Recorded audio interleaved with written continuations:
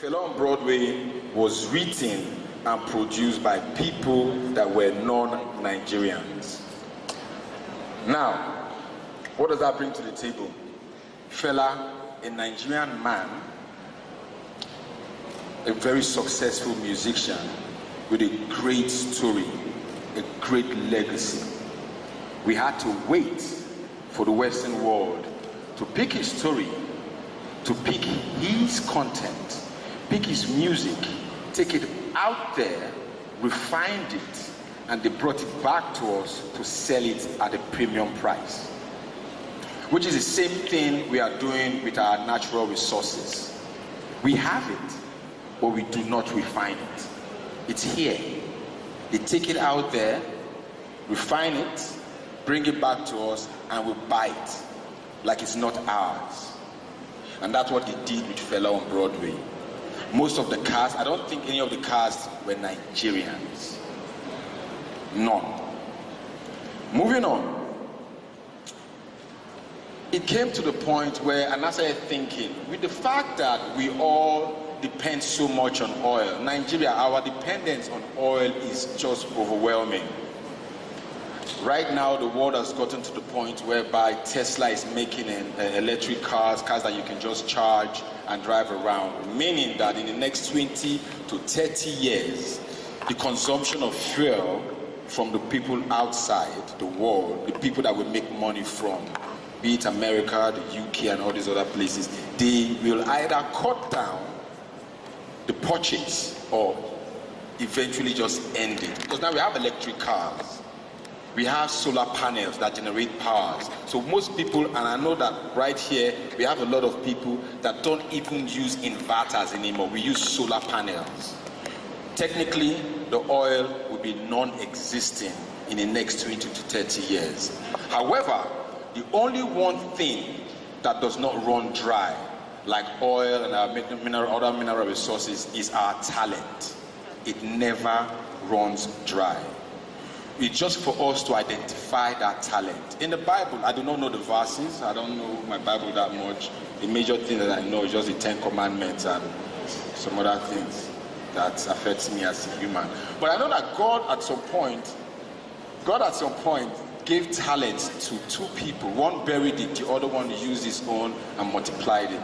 Each and every one of us here, we are all talented, but we just don't know it yet. But we are all equally gifted by God. Some people do not know it. It's giving birth, the discovery of their talent is either giving birth by hunger, be it food or hunger for fame. You will now start searching for it. You might start searching for it when it's too late. You might start searching for it at the right time. I, for one, I won't say hunger made me look for what God blessed me with. I was very aware of my time and my chance. I played the drums. I enjoyed it, but I did not love it. I played the keyboard. I wasn't that good at it, so I had to just let go. Not like I had a choice. Then I played the bass guitar, and all these things I tried. I even DJ'd for a while. But all these things, I did not love it. I was enjoying it until I started doing comedy, which was just after rap music. But when I discovered it, and I realized that I actually love it so much, what did I do? I put everything, 100% into it. Now, when it comes to recession, every country has gone through their own point of depression, recession. America, the greatest nation in the world, they went through depression at some point. Greece, Portugal, Venezuela, all of them, they are all like they've gone through it. Nigeria, we're going through ours, but guess what? We might be going through recession when it comes to natural resources, but when it comes to talent, we are actually experiencing the boom right now, which is the reason why. Thank you. Only one person.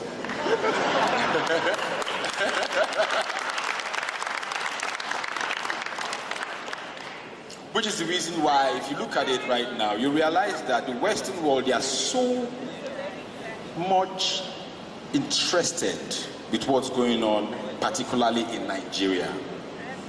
And guess what? You see that talent that we have, that we are blessed with. And you know it. We all know that Nigerians are blessed with so many talents. We've not even tapped it. We've not touched 1% of the 100%. They see it, or we do not see it, which is the reason why they've come to integrate themselves into our culture.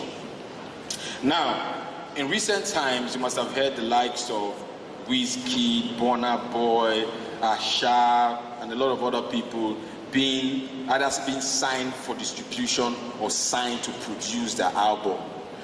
Techno just got, we've been celebrating $1 million. Yes, it's a lot, but trust me, think about it this way. What did they see that we didn't see? What are they seeing? Why are they coming down here? These are the questions we must ask ourselves, because we have it, but we don't just use it. Now, when it comes to the way we live our lives, we are just too comfortable as humans. If you look around, you see that right now, presently, the billionaires are the ones that are actually hustling. They are the ones that hustle more than us. If Dangote is what, I can't remember how many billion right now because it keeps going up and down, but he's unarguably the richest man in Africa according to Forbes, billions of dollars. But this man is still selling rice and sugar. He's still selling salt, selling spaghetti, and trying to branch out. He's supposed to be satisfied by now, but he's not. He's still striving and pushing. While the people that don't have anything, they are the ones that are living like billionaires. Wealth is different from riches. The wealthy ones are the ones that sleep and make money. The rich ones, they have to work to make that money. And the rich ones actually work for the wealthy ones to get paid. We are all wealthy.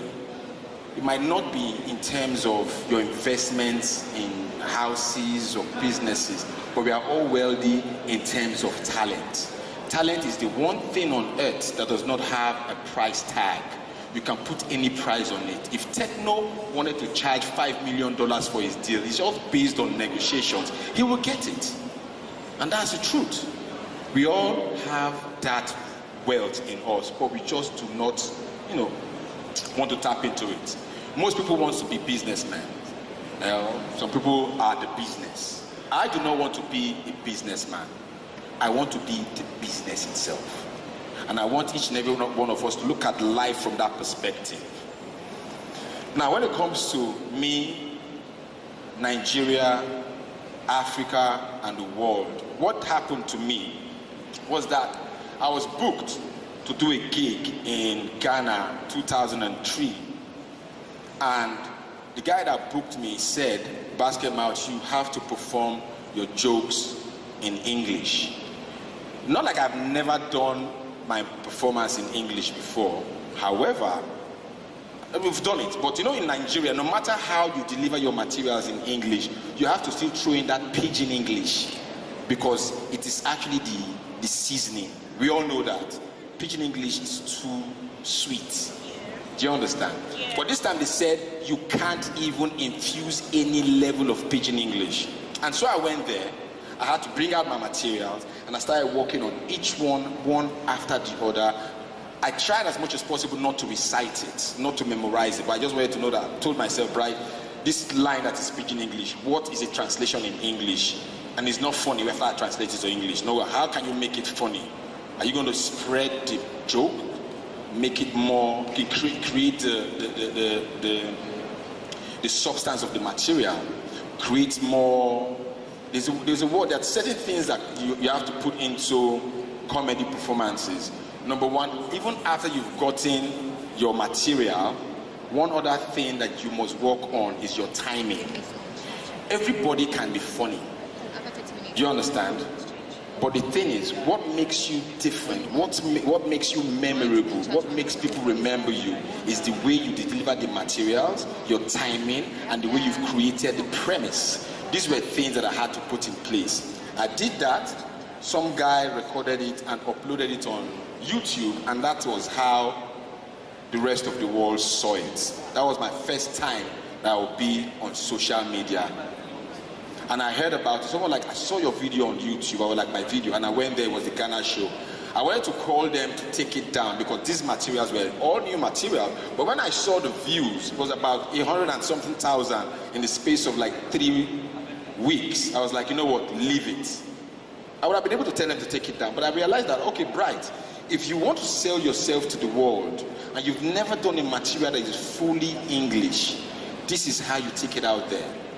And I did that, and I had to start working more on it, because from that point, people started reaching out to my management, to me directly. Oh, we need you in South Africa, we need you in Canada, and all this stuff. And that was how it happened. Now, going out there to the Western world to perform, trust me, you cannot be better than them at what they do. You can't do trap music more than the Americans. You can't play basketball more than these guys. We all know that. There are things they are not good at, but there are things they are extremely good at. When it comes to comedy, trust me, these guys started comedy way before, from the likes of Richard Pryor down to Paul Mooney, Red Fox. They started way before. They understood the business way before we even started it. So instead of going there to compete with them, what I did was go there and remain Basketmouth, remain original, remain African. However, if you're taking your culture to the Western world, you will lose your audience. You cannot take your culture. You can only take your originality.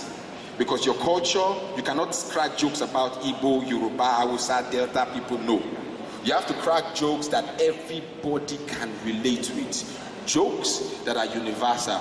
Family issues, relationship issues, governance, politics, these are things. But if you start cracking jokes about Big Brother Nigeria in LA, they will either stone you tomato or just beat you up mercilessly. So you have to take to them what they can understand without losing your core value. Now, our core value is, the things that makes us unique. Our perception of the world from where we are, our culture, our experience, and one of the reasons why these people are so interested in Nigeria right now is our numbers. I started comedy in the days where there were no Instagram, no Facebook, nothing. We had to travel to every city in Nigeria to perform, to be seen and heard. Go by road. For the first 5 years of my career, I didn't enter a plane. I can tell you how to drive from here to Sokoto. Yes, I know my way around. We've been to places where we'll get to this place, the bridge cannot carry a bus with passengers inside. So we have to come down, the bus will pass the bridge, they will all walk across the bridge. Why would I put myself in so much, in that kind of risk, that kind of danger? Because I wanted to be heard, I wanted to be seen. And today, you do not have to go through all that pain and struggle. You can actually be at home in your bedroom and bring your phone. As long as you have the data, you have a smartphone, your material, your brand can be seen all over the world. And still, I still hear some upcoming comedians saying, show me the way. Are you kidding me? You have this. We didn't have this. See, you know how it be. We didn't have this. I can mention names of comedians that have been able to discover their talent and their strength, their potential, and picked up this phone and blew their career beyond recognition. The Arole guy, George Too Funny, and a couple of other comedians. They did it while the lazy ones were like, bro, show, open door for me, open door. Now, to make something clear to everyone here, when Ali Baba used to come to Uniben to perform, I used to buy tickets to watch him perform. I was an upcoming comedian then, but nobody would put me on that kind of stage. So our hustle money was 20 naira back then. I go, I watch him, and I wanted to understand how he was doing it. Then I pushed myself to the point where the promoter of the show the next year, I walked my way to have him see me perform. And all I wanted was, I wanted Ali Baba to see me perform on stage and make his judgment. And I got on stage and I made sure they put me on stage when he had arrived. I performed. He actually stood up to give me a standing ovation, and that was all I needed. I went backstage, greeted him, he gave me his card, and that was how it started. People will come to you today and say, bros, just try me. I can't try you. Nobody else will try you when they've not seen your strength or your potential. You have to put your strength and potential out there, and they will come looking for you. Late C.D. John put himself in the market by himself, and he was one of the most celebrated comedians when he was alive. Today, we've put ourselves in that market, and now the Western world are interested. The question is, how long is it going to last for? Why are we not seeing what they are seeing? Why is our people, why are the rich ones in Africa, in Nigeria today, why are they not investing in our talents? These are the questions you ask yourself. Now, since they are not investing, the time that most of us use to check all the filters on Snapchat and go on Instablog to quarrel and argue, the same amount of energy you invest on doing something that will not yield profit. If you use it to do something that can yield profit, you understand that it's the same duration of time, nothing more. Moving on, if I piss some people off, am I done? It's not 20 minutes yet too. It's not 20 minutes, I'm on 10. But anyway, moving on, because there's no time, let me just round up with this. We've had the likes of Yusundo, Miriam Makeba, Two-Face, Yemi Alade, and Femi Kuti, just to mention a few. They've all come out from Africa and they've pushed themselves to the point where the world has now recognized them. Now, how do we shape ourselves? How are we going to prepare ourselves for tomorrow? How are we going to make sure that what we have is not lost? That thing is remain original. Trevor Noah had gone to America way before he was picked by the Daily Show. When he went there, he was trying to crack jokes like the American, and he failed. He failed. Trevor Noah has opened the show for me in London, and now, I can't even see him. What did he do? He left, went there, tried being like them, it didn't work, and he realized that, dude, I am from Africa. Let me sell Africa to these guys, because you cannot sell them to them. And that's what he did. And right now he's arguably the biggest comedian we have right now in Africa. Thank God he's not around, so we can chop that space a little bit. Now, because of time, I'm going to end up with this. I see myself and I go like, what kept you going? What gave you what you have? Apart from the favor from God, apart from the love from you all, one thing that kept me going was the fear to fail. The fear of failing made me struggle too hard. And I see me right now standing here, a boy that used to hawk coconut in Krikri town. And I'm here addressing people that are way more qualified than I am. Thank you very much.